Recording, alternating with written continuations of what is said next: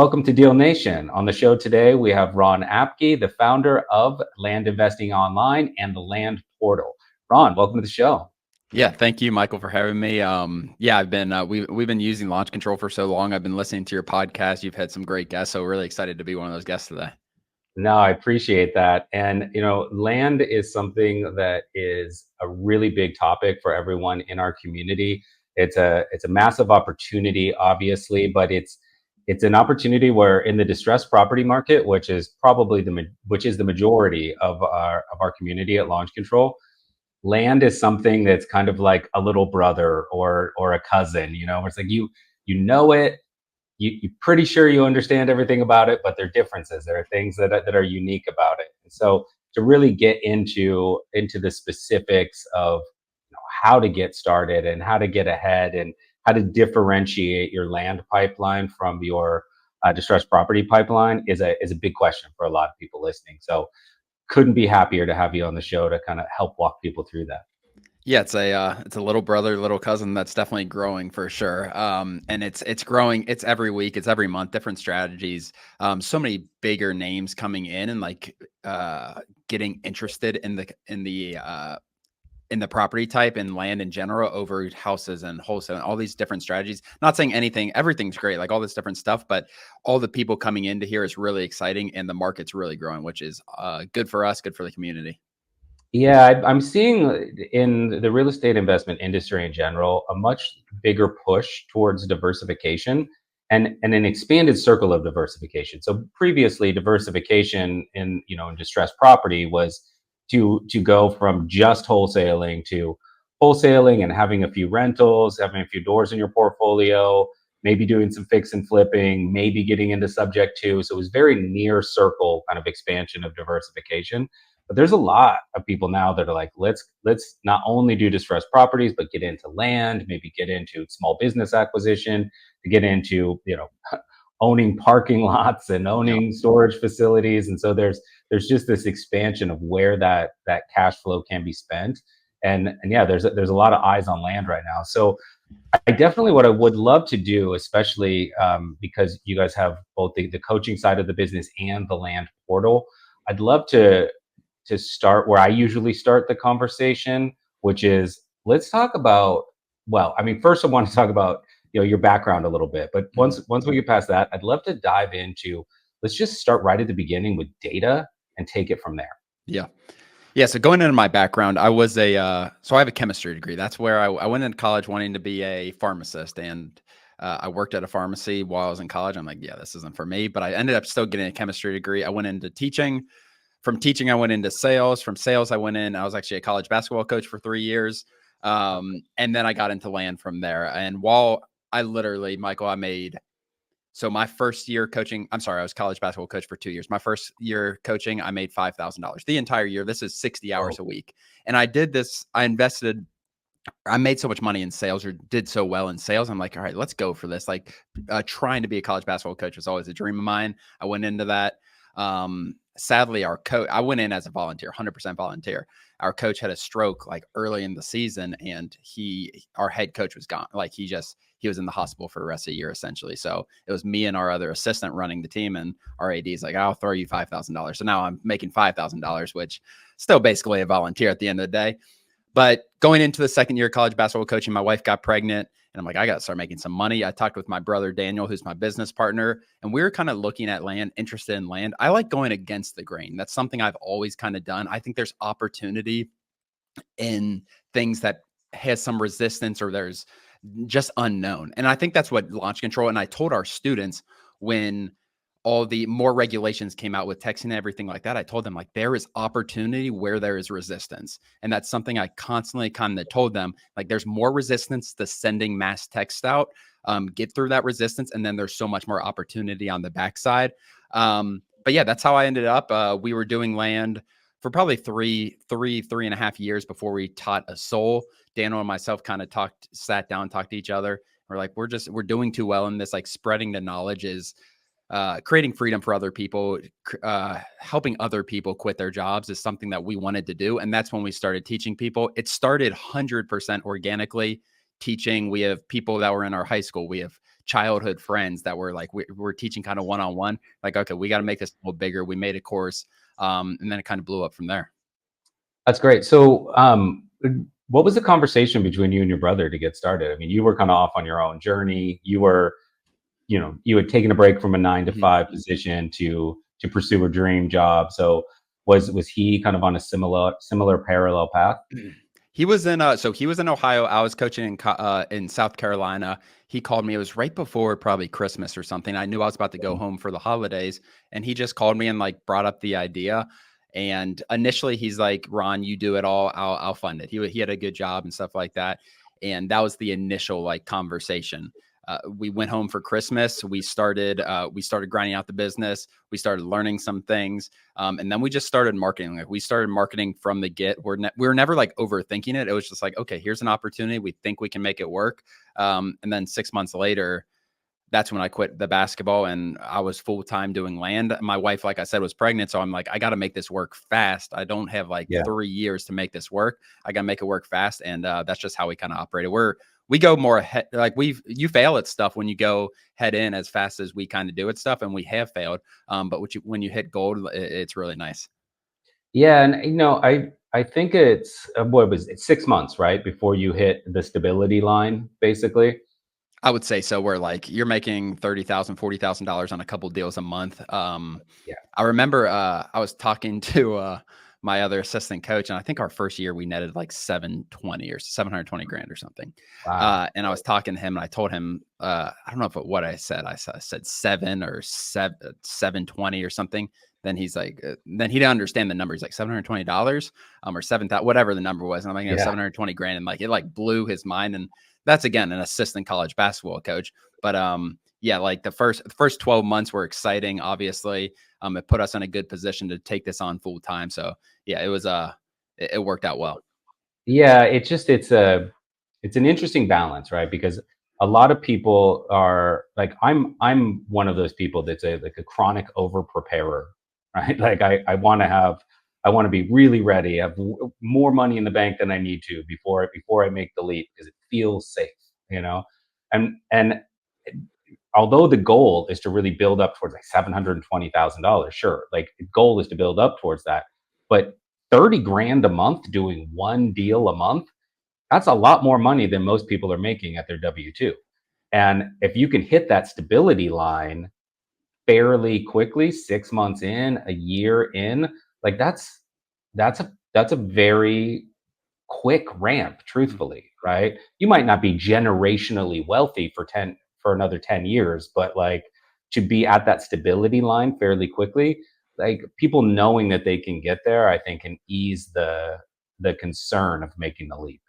Yeah, there's barriers to there's like mindset barriers to entry when people are first getting in. Like the first thing is like, okay, I believe this can work. Second thing is like, how do I get my first deal? And then just getting a deal a month. Like some people are doing Mhm. 5, 10, 15 deals a month, but if you can get a deal a month, like you're in a lot of people come in with the goal of quitting their job or whatever it is. A lot, very, very common, obviously, is how Yeah. do I quit my job from land?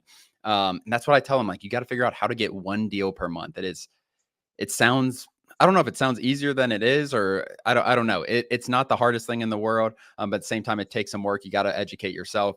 But getting one deal a month will give you the opportunity for 99% of people to quit their 9 to 5s. All right, so let's like dive into the land side there. I mean, I know we're gonna talk data, and that'll be a good jumping off point really for what I'm about to ask. But how do I get one deal a month? What are a few things that I need to know? Yeah, I mean, what we do so well is getting land under contract, getting land, buying land for pennies on the dollar, 40 cents on the dollar, essentially. Mhm. And a lot of people ask, like, why do people sell it to you? The reason is we do this in rural America. We don't do this in cities. There's very few realtors, and there's more few land realtors, like in very rural America. So we are providing a cash option for these sellers, a quick. I always say we make an illiquid asset liquid for them. Land for them in rural America, 3 hours from any city, is not a very liquid asset. We send them an offer, for example, for $40,000, $45,000 cash in 10 days.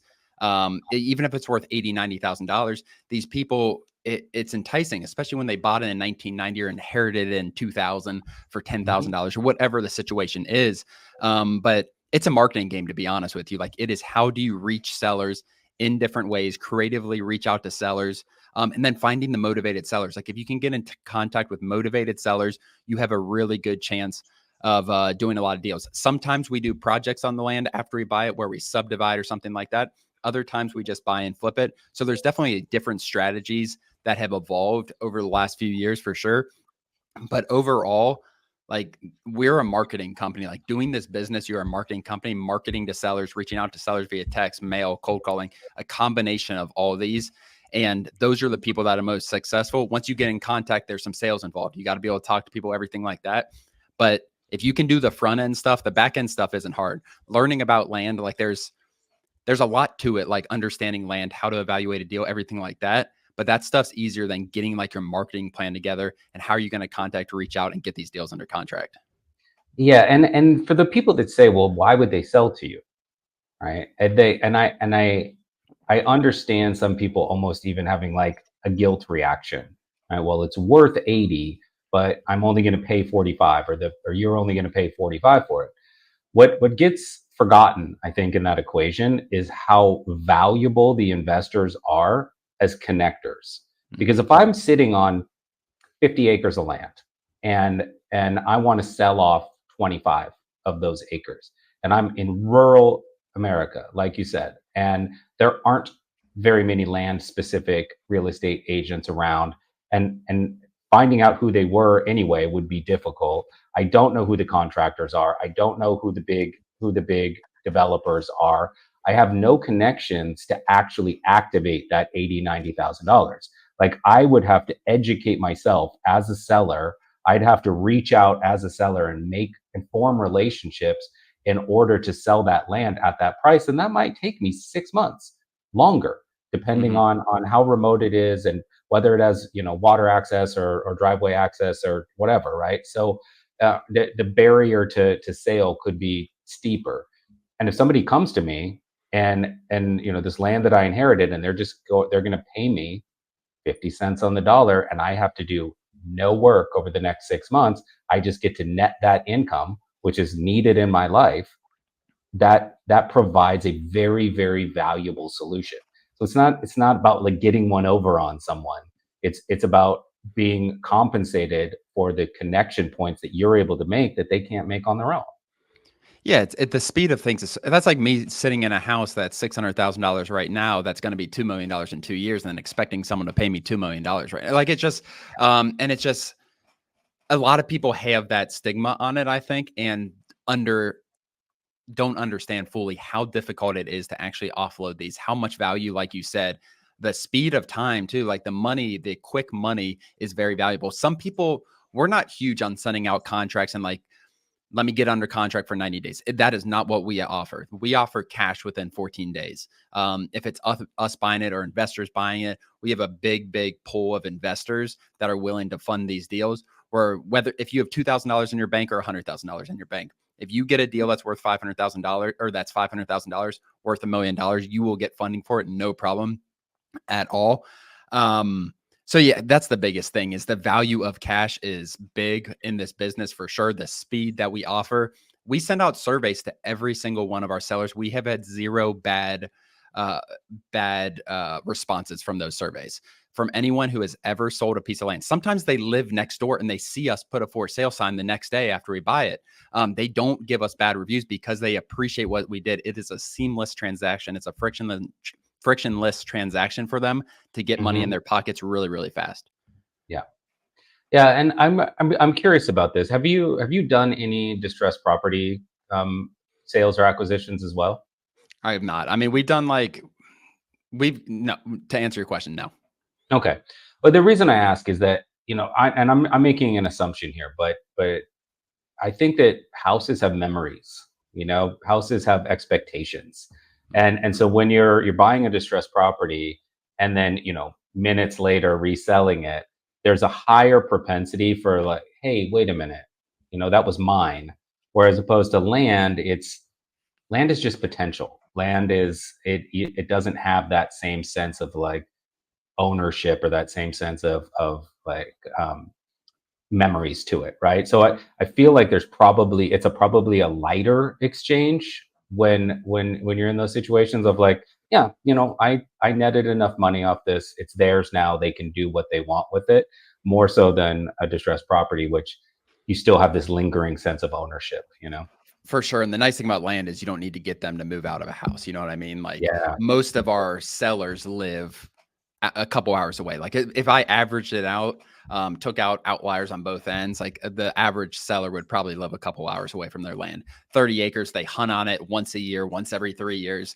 Not saying they don't care about it, but like they're like, okay, they're whatever. They don't want to hunt anymore. They don't, or they need money, whatever the situation is. Definitely that emotional attachment is way bigger with a house for sure. Not saying I've done a lot of that, just from a logical standpoint, like without a doubt, they're not in on that land every day. yeah. So that's why it's a lot easier for them to separate from it, like you said. Okay, cool. Yeah, no, makes sense. Um, all right, so for someone who's getting started, what's your advice for first step? Is it market analysis? Is it cultivating relationships on the buyer side? What's step number one? We don't go buyers first. We go with we call it shotgun approach, but it's not as like we reach out to a bulk amount of sellers at once. Mhm. Where it's not like we don't have buyers lined up necessarily. We know when we do market analysis, that is the first step to answer your question. When we do a market analysis, we know how fast we're going to be able to sell X acres. So we really understand. It doesn't matter if we go out to the masses and market this property. We have confidence that we can sell it in X amount of days. Like we understand the markets very well, and that's what you want to go into. If you are going into a really slow market, let's say middle of Mississippi, nothing around, more rural than what I've even been talking about. And it's really slow. You want to get those properties cheaper because you're not going to be able to sell for full market value fast. Our goal is to be able to offload it within 60 to 90 days. And to do that in slower markets, you usually need to give a pretty steep discount where it catches the eyes. There's less buyers in the market. So you need to catch the eyes of people. And a lot of times that's with price. But yeah, the Mhm. first step is market analysis. We like to go 2 to 3 counties removed from a main metro area where there can be some demand. Some of those areas are really, really hot still, and land moves really fast. Other times they're really slow. But ideally, when you're first starting, not just in the middle of absolute nowhere, a couple counties removed though from a city. Couple counties removed. That's interesting. I hadn't heard that before, but it makes sense. And are there certain states that you focus on, or do you have a kind of wider national approach? We've done it in, I don't know the exact states. I added it up once. We've probably done deals in 30 to 35 states, I would imagine. Wow. Just kind of just over the years, just adding up. I mean, every year we might do 20 states or something like that. When you're first starting, you want to not as much as the state because states are so different, at least like most states. The Northeast, those states are so small. So they're kind of the land's the same throughout the whole state. But you go into like Georgia and North Georgia is completely different terrain than Central and Southern Georgia.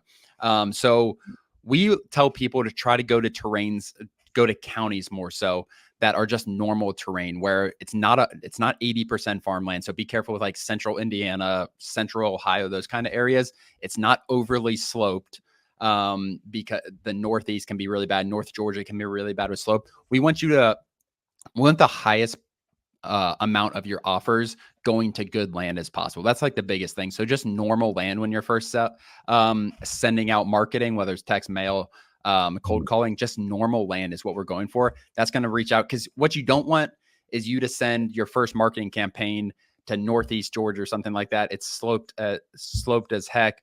And then you get 8 responses, you get excited, and you look at the land like, crap, there's no way I can do anything with this land. It's on the side of a cliff. So going to areas with quote unquote normal land is important, I think, at first. And how are you doing, like Northeast Georgia? You don't really know it well. Like, how are you doing basically like a topographical analysis of the area? How do you get that detailed information? So you can, I mean, honestly, you can just look at a satellite and look and kind of see on the land portal, which we founded. You can also look at slope on there and have contour lines. You can look at Okay. 3D on there. We're actually coming out. very soon where you can actually eliminate sloped properties from your data. So you won't actually, it is an AI tool that will read the sloped properties, and then you can actually target those areas and target sloped properties with buildable areas. But right now that's not out yet. But yeah, looking on Zillow, you can kind of see like, okay, that's a mountainous area. Looking on the land portal, hitting the contour lines and seeing what's going on. Just overall, like mountainous areas, I would stay away from at first. Okay, that's interesting because I like my. This is why education is so important going into any endeavor like this. Like I would think that I would think mountainous areas would be a win, Mm-hmm. right? Like it's beautiful potential for camping spaces or hunting spaces. That would almost be one of the first things instinctually that I would look for. But no, It's not necessarily like some properties are amazing that are like in those areas, but you got, when you think about it, like a lot of the properties are just off the side of a hill or just go straight up or they go straight down off the yeah, start of the parcel. And it's just like that the entire way. Your buyer pool with properties like that, not saying you can't build on it. It is very, very expensive though to build. But your buyer pool, as you get more difficult land to build, difficult land, your use cases go down, so your buyer pool goes down. We want to keep our buyer pool as wide as possible. And that's why we try to get the most quote unquote normal land as possible when we're starting. Rolling hills are amazing for hunting. You can build on those. Trees, all that stuff is very good. But yeah, when you're in like mountainous areas, there's just so much, a high percentage of land that's not buildable unless you put hundreds of thousands of dollars into it. yeah. I was actually looking at land nearby where I live in the mountains, and there were plots that are fairly close to the road and have really beautiful panoramic Mm. views.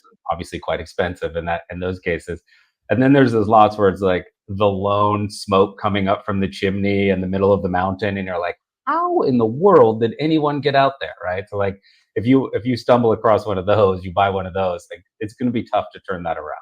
100%. Those buyers, like the buyers, it's just very, very difficult. And a lot of times, even like North Georgia, a lot of times there's HOAs and stuff like that.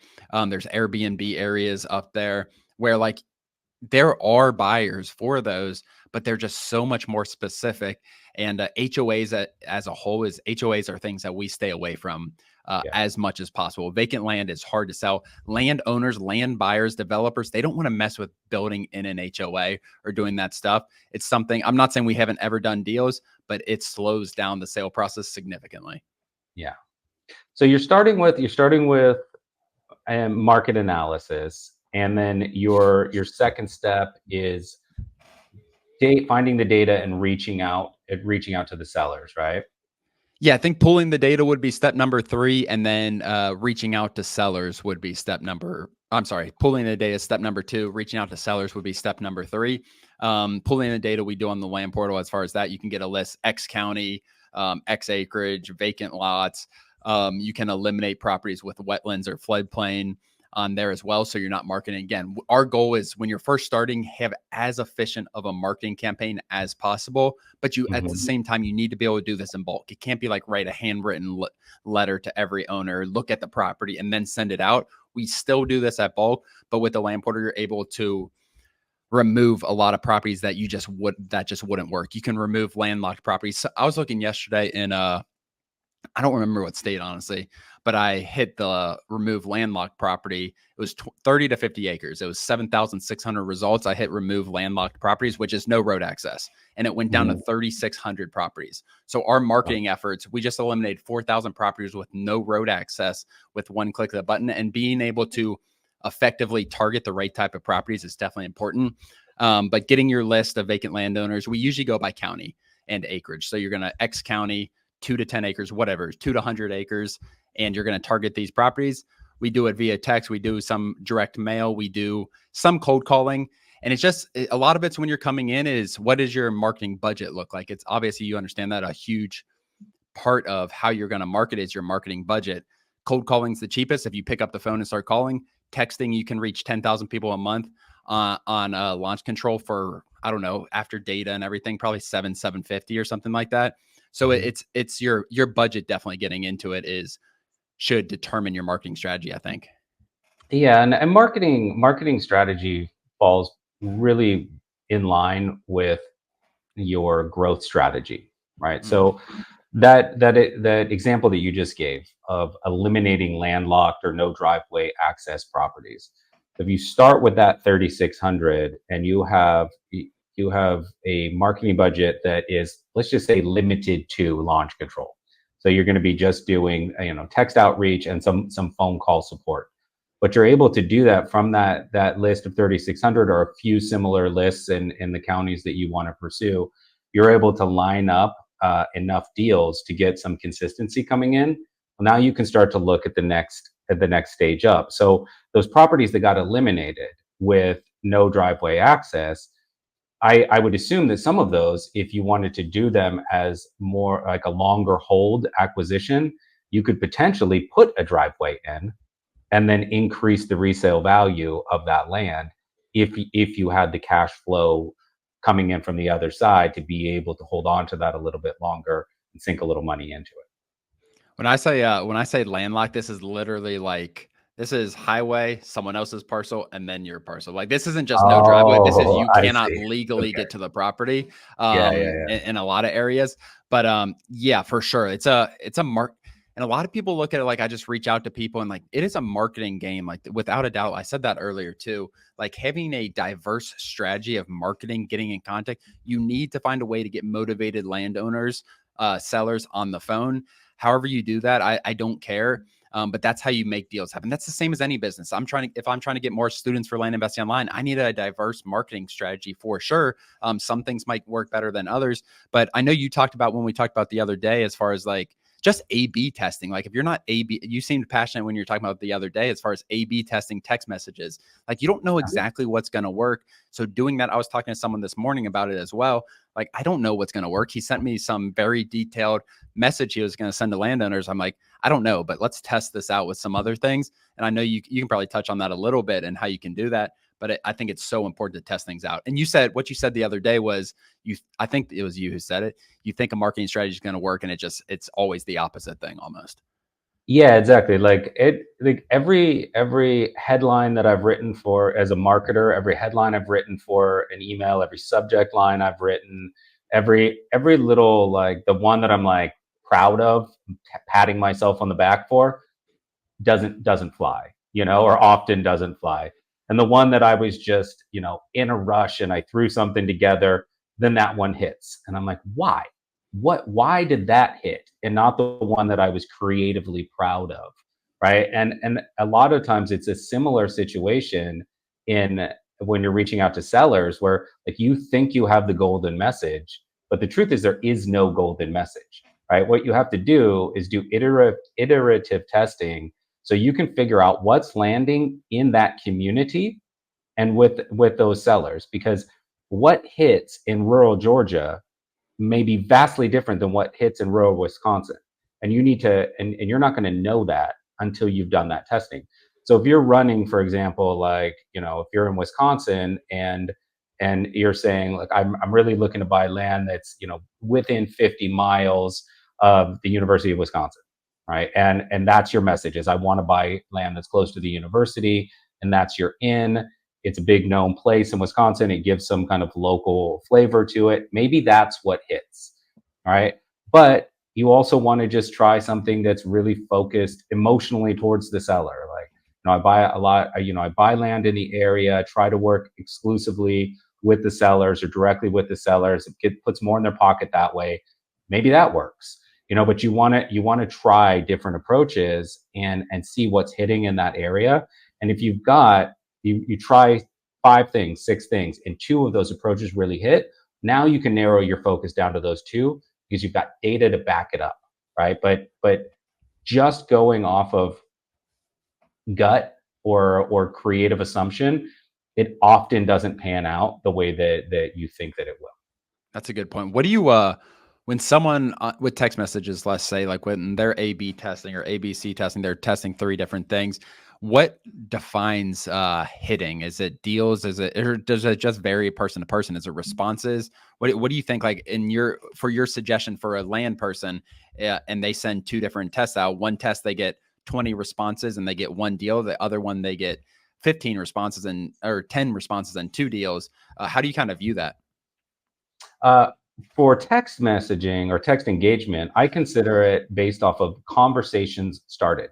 And that is not replies, right? Got it. Because I could send a message that says, what's your favorite color to everybody on the seller list, and I could get a 30% response rate of what? Question mark with an implied angry tone, right? Like so that 30% response rate, that's not a conversation, right? That's just a reply. But if I send a message that says, I work with a lot of I buy a lot of land in the area, I like to work directly with the sellers, puts more money in their pocket. Do you have time to chat this afternoon? And they reply, well, who is this? I say, my name's Michael. I and I give a little bit of background information, and then they say, okay, but sure, but can you tell me this, right? And then they ask that secondary question.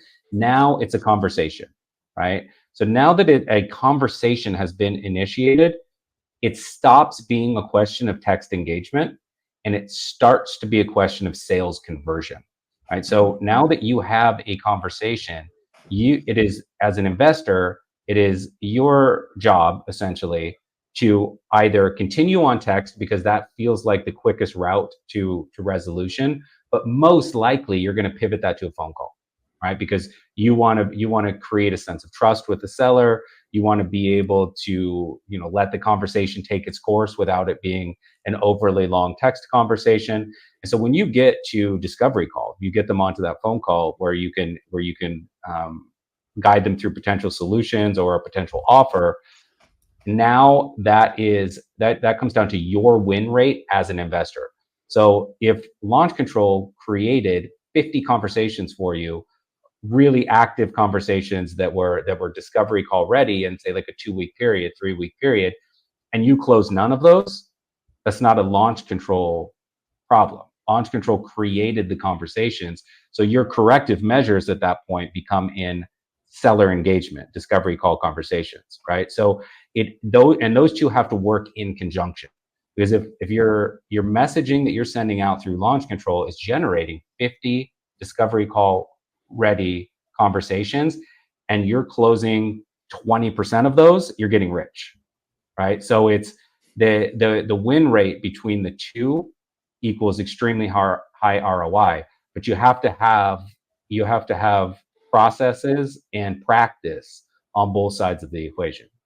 And I like defining it like that. I think that's really good. Replies versus conversation. I wrote that down. And you can have a virtual assistant do that up till like the phone call, honestly. Like you can get the phone call scheduled with you. You can do everything where it's not. And that's the key to doing something as bulk as texting, I think, is being as efficient with your time. If you have a virtual assistant, like really training them like you were getting into, and the processes are so important where it's not bogging down your time. And that's why I tell people, like, you cannot just start looking at every piece of land when someone texts you back. Like, it is not Yeah. going to be a scalable business because you are going to get a 20% response rate.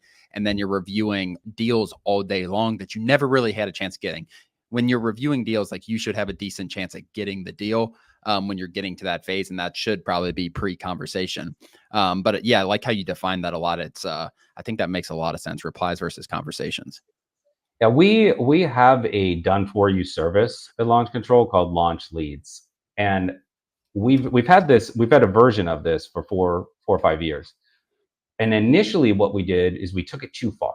We had our team running all the way through the end of discovery call. So they would take the initial discovery call, they would get all of the motivation and timeline information from the seller, and then they would pass all of those details off to the investment team and investors team to then pick up the conversation from there. And the problem with that, there was twofold. One, it was our team had to be experts in their business, right? Like we had to be able to guide seller conversations farther than an outsourced provider should. And then the seller went through this detailed conversation where they felt like they were talking to a decision maker and they weren't. Then they had to get handed off to a decision maker, which creates a bad experience for the seller where they feel like, well, who was I just talking to? Why was I spending my calories with this person who isn't able to make me an offer, who isn't able to close this as a deal? So what we do now is we take it, as you just said, right? We take it all the way up to the point that they're ready to get on a phone call. And then we say, Ron, can you call this person in the next 5 minutes? They're ready to talk. And we have that as close to a real-time handoff as possible. And it works much better. It's much more efficient because it lets us be the subject matter experts in text engagement and lets the investor be the subject matter expert in land acquisition or distressed property acquisition. And I think it's actually extra important in land. And this is a weird tangent, but just hear me out on this. I there's a travel writer that I really love. His name's Bill Bryson, and I'm blanking on the name of the book. Maybe I'll put it in the description. But he wrote this book where he borrowed his mom's car. It's the best opening line from one of my favorite opening lines for a book. He said the opening line is, "I was born in Des Moines, Iowa. Someone had to be." But he he takes his mom's car and he drives all around the continental United States, and he goes to, like, war reenactments and the world's biggest ball of yarn and all that stuff, right?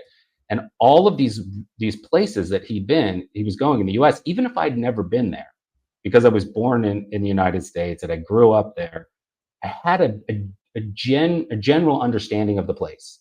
Right? Like, I was able to understand instinctively the differences between rural Wisconsin and rural Georgia, the Northeast up in Maine, and the desert down in Arizona. Like, I knew it because I grew up in the States, right? Mm. Uh, and then he wrote another book where he did the same thing in the UK. I didn't understand any of it. I was like looking at the map, trying to figure out where it was. I had no location context and no cultural context to that book the way that I did with the previous one. So if you're buying land, it's not just a distressed property. You can shrink that down to a problem and a house, and you can understand somewhat.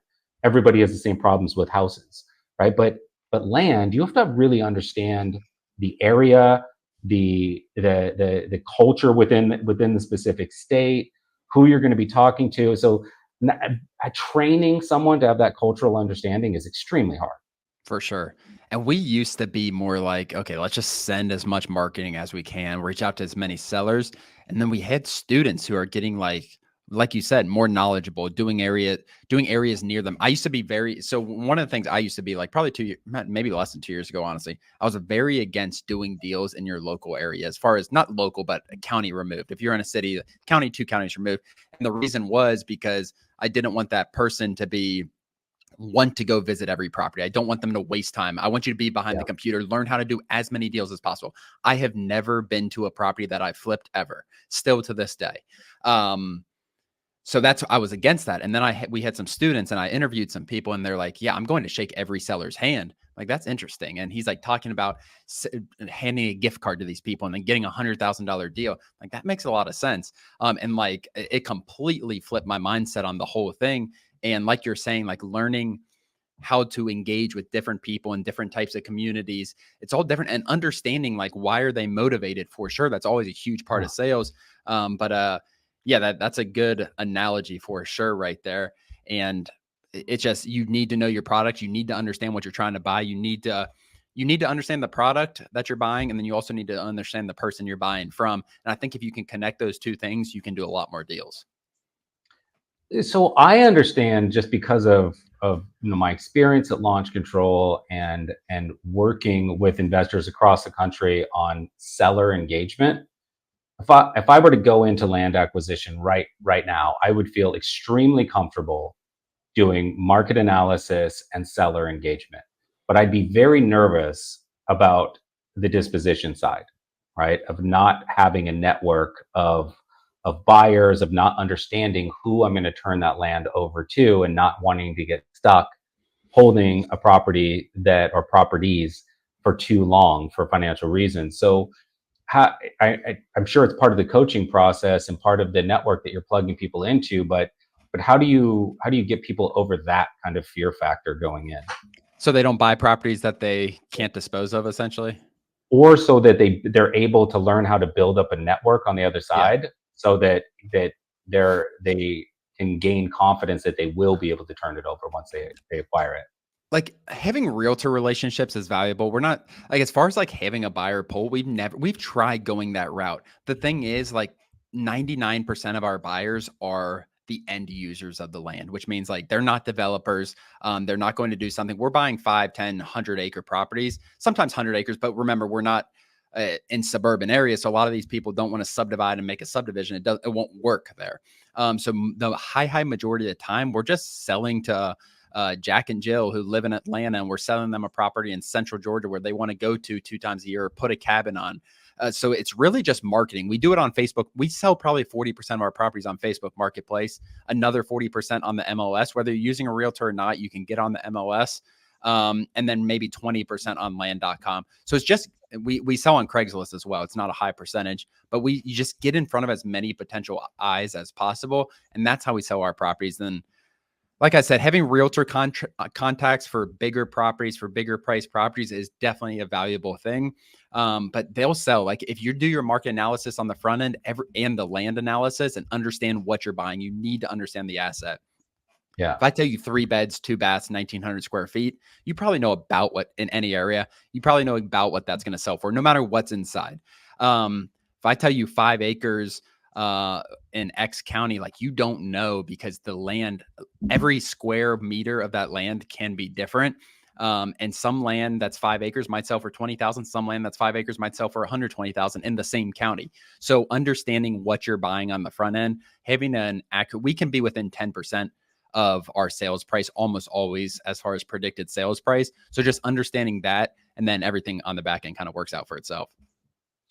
Yeah, it seems to me like I feel like we were talking about investors being connectors, and I've always thought that feels like an underutilized thing, because like I don't, if I wanted to buy specific land, I don't want to go poking around on Facebook Marketplace. Yeah. I would love to be able to just go to your community and say, all right, here's what I'm looking for. I want to do some land hacking. I want land that's within 3 counties of a major metropolitan area. No driveway, no well water, but potential to do both, and no major zoning issues in the area. Right? I don't care about the state. and you guys bring me deals, and I go no, yes, right? Like I'm perfectly happy to pay the overage for your fee, just to have those opportunities brought to me, rather than me having to go through and do all of the legwork of doing my own market analysis and my own deal analysis, and spending endless hours on Facebook Marketplace. And like I don't want to do all that if I don't have to, right? If I can have an expert vet the land for me and bring it to me, I'll pay the fee for that. That makes it easy for me. Yeah, there's definitely a ton of value in that, and having essentially deal hunters where they know they have a buyer on the back end if they line it up. Mm-hmm. And that's how a lot of people do it. Not as much in our community, to be honest with you. But it's definitely a valuable asset where you have a buyer lined up on the back end. That. And that's what, whenever we have, so for example, like whenever we have properties in hot counties, or we sell a property, some properties sell within 24 hours, and we get 15 calls after we're under contract. Like you're definitely writing down those names. Like I'm not just throwing out the other 15 people who called me. What are you looking for? Is this the acreage range you're looking for? Is there anything specific? Where when I do, and opposed to like looking for that deal specifically, it's like, okay, I still have leads coming in from that county. I can probably pay a little more if I have interested people at 5 acres. I just sold 5 acres for $50,000 in one day. I have these other 10 buyers. Like I can offer these people more money on this front end when I get some of these calls. And then you're just kind of lining it up, and you can sell these properties right after you buy it. You could already have the buyer lined up, like a lot of people do. So that's how we kind of do it when we're selling properties, like taking down and understanding who's looking in what areas. And then you just kind of build up a list that way, where you're still kind of end buyer, and it's not necessarily you're selling to an investor, but you just have this long list of people who are looking for X acreages. Here's their budget. And here's the areas they're looking for.